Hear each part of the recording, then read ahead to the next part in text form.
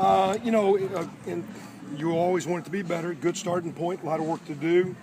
You have so many guys here this summer, so it's not really day one except for a couple guys that just got here. But you are breaking some of those on your own habits. So yeah, you're running plays, but you're trying to be the superstar route runner, thrower, DB. You got to play within the context of the scheme offensively and defensively. So could always be a lot better, but we're stronger. We're in good shape, healthy, and it was a good starting point. A lot of work to do though. It feels like expectations for this team have been adjusted up, I guess, as much by this team as by anybody externally. Do you see that maybe in practice a little bit more than maybe this time a year ago? Well, what I think, and I hope I shouldn't say that word, but I would want to think those expectations are always internally higher, because I think you never say, hey, we're settling to just get to a certain point or just get certain games. You want to be the best you can. See what that rolls out to when you come together as a team and the scoreboard's on for real. I think we had it a little bit more offensively a year ago because of just recruiting and numbers. There was more depth, and to me, the depth isn't in case somebody gets hurt. The depth is so there's competition. And you're fighting to get on the field. And I think there's some receivers that are very good, but the next guy's good. The quarterbacks, the running backs. Defensively, a lot of those guys are back. They're stronger. There were some fringe guys played a little bit last year that are better. And then you throw all those recruits. So the goal is maybe across the board there's more depth for competition. And I think because of the competition, it's going to raise the expectation. I hope. From a physical standpoint, it seems that you have guys that look like they've gotten a lot stronger and did some good work in the weight room. Are you pleased with the work those guys did? Yes. At the same time, though, we're still not as old with so many freshmen, sophomore, juniors, that there's still a lot of potential to even be bigger and stronger. So I don't think we're ideally maxed out where you want to be. I think it takes time. We talk about, for example, if you're an O-lineman and you come in benching 275, 300, 315, 325, that's not great, but that's where a lot of those guys are. But if you can gain 20, 25 a cycle from year one, now year two it's 50, year three it's 75, and now year four, you're a 400, 410-pound bench press guy and you're real strong. So it does take a little maturation. You just don't go from real weak to real strong. It's like saving money. You want to keep adding it up. And so I like where they're at, but I'm telling you, there's potential to be better, and I think our strength crowd is awesome. I think if you ask our players, they'll say that. So they had a good summer, but there's still a lot of potential for this team to get better. And there's some physical maturing that I think you'll continue. I don't think short term, you don't come in preseason and people just swell up, or you're trying to, I don't want to say maintain, but you don't want to regress during the season. You really build in the best building period is summer, because you come off of the fall. There's a cycle lifting, but it's not as long because of spring ball as the summer is. You got May, June, and July. You got 3 full months to make a lot of strides. 100 days.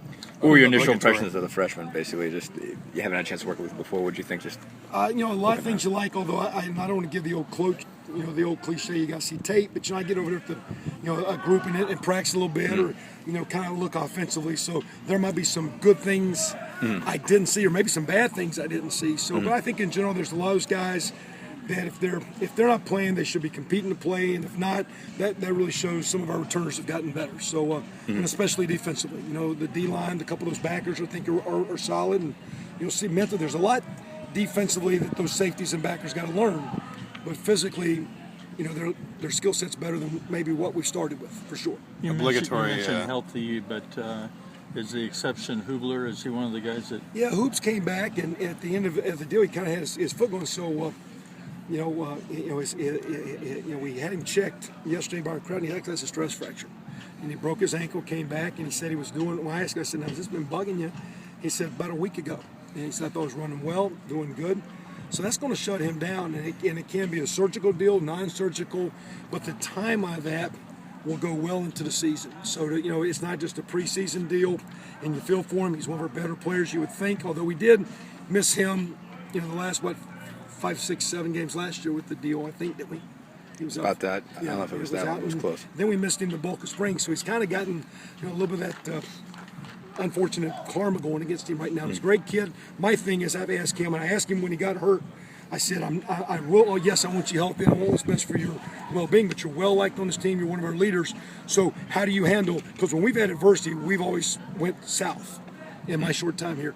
When things don't go well, how can you help us? I'm sorry you're hurt, and I feel sorry for you, but at the same time, you have a voice on this team. You live with guys that are good players, people like you. So I need some positive vibe from him. So he'll be out a period here.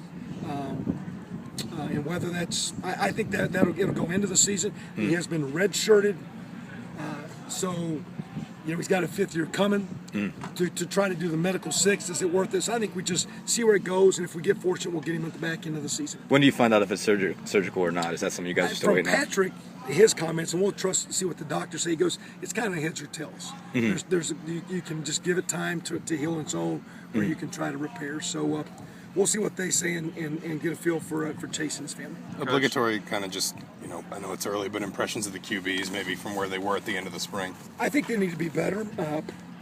We have an issue today with new balls that weren't broke in, so there's a little slickness I didn't like. But you got to play with a wet ball, so it's a good opportunity. But those guys got a lot of stress on them right now, meaning they don't, but they do. They want the job, so you're always pushing and pressing and all that stuff. So I'd like to see them just be a little bit better, checking it down, taking what's there, not trying to be so greedy. And like one time, a guy's comments, I said, no, the read says go over there, show me you got the read. Don't, I think, he's trying to make the play to show him the guy, no, trust the offense, manage the offense, take the read, don't freelance. So but they need to be better. No one's bad, but I need to see them better.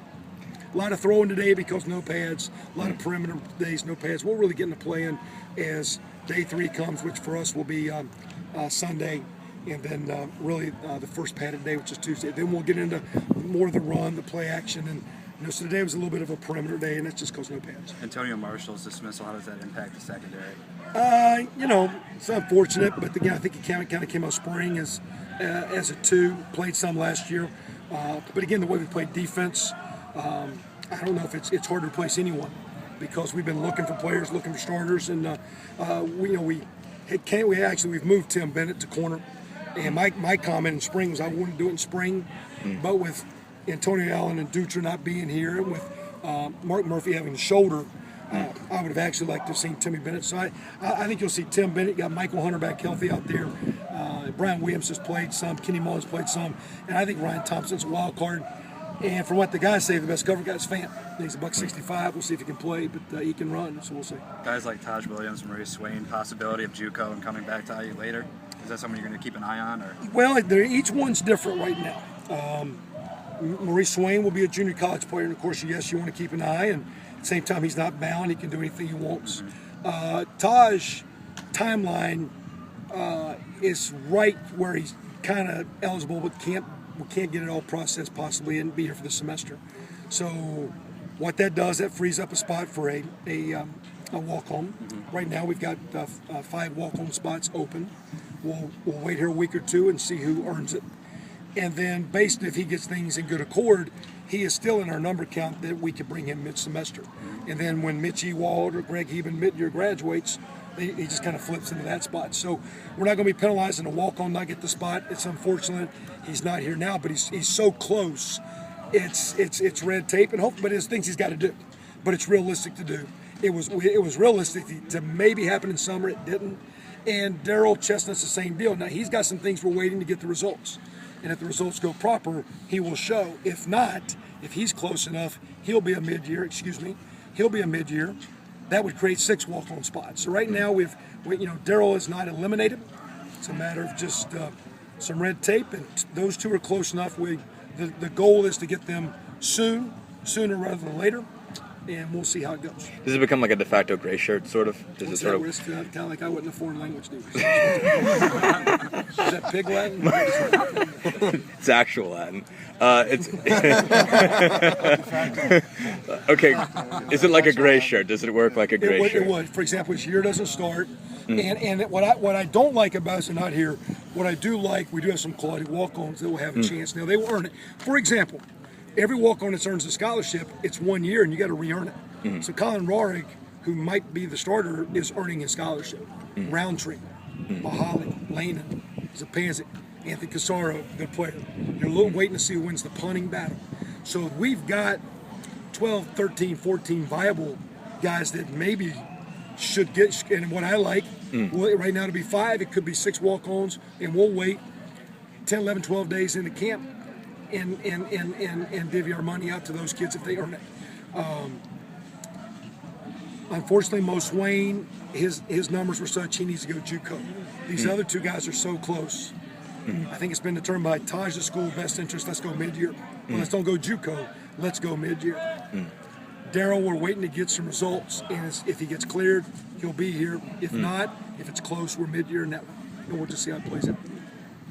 And again, in recruiting, we took several backs, we took several receivers, a lot of guys back, and that's one of the reasons we took Hoff late with Mo, Right. Because we kind of knew that was going on. And you won't see it, but in time you'll see. I think a kid downstate, Ben Polk out of Mater Dei from Evansville, been told from what he did this summer, kind of looked okay. From the kids, they said, Coach, they thought he was a scholarship kid, and that's another D-line body. So was that the answer? I don't know, but we are younger and better there, and we're not as good as we were, not as good as we want to be, but we're younger, more talented in the D-line than since there's more talent. We just got to coach them up. Anybody hurt other than Chase? Everybody else healthy? That's it.